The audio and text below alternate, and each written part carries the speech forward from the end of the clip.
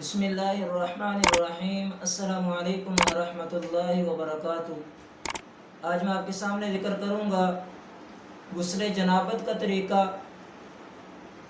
چاہے یہ غسل جنابت احترام کی وجہ سے ہو یا بیوی کے ساتھ ہم بستری کی وجہ سے ہو، یعنی غسل فرض ہونے کے بعد غسل کرنے کا طریقہ کیا ہے، ناپاک ہو جانے کے بعد پاکی حاصل کرنے کا طریقہ کیا ہے۔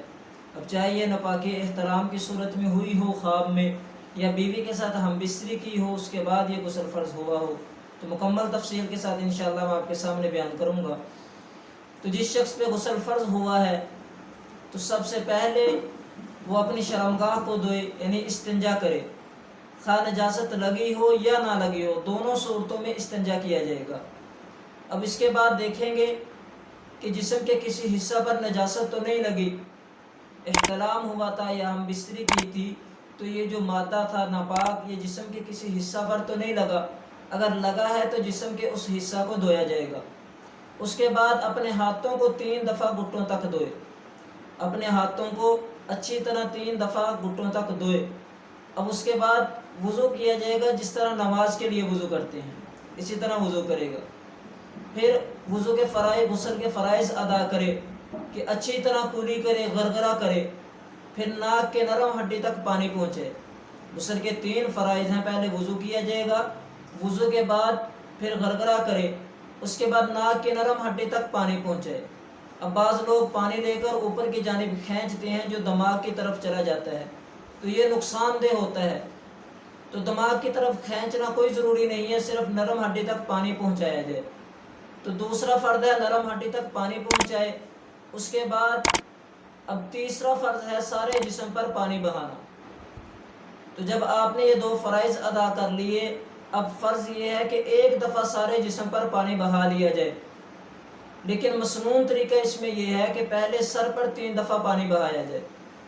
پہلے سر پر 3 دفعہ پانی بہائیں، اس کے بعد دائیں جانب 3 دفعہ پانی بہائیں کہ جسم کے سارے حصے پہ پانی پہنچ جائے۔ پھر اس کے بعد بائیں جانب پانی بہائیں، اور جسم کو اچھی طرح مرنے کے بال برابر بھی جگہ خشک نہ رہے۔ کانوں کے اندر پانی پہنچائے، ناف کے اندر پانی پہنچایا جائے، ناخنوں کے نیچے پانی پہنچایا جائے، الغرض کہ جسم کا کوئی حصہ بھی خشک نہ رہے، اس لیے کہ اگر جسم کا کوئی حصہ بھی خشک رہ گیا تو پاکی حاصل نہیں ہوگی، اس لیے کہ آپ کے لیے پاکی حاصل کرنا یہ ضروری ہے، غسل فرض ہو چکا ہے۔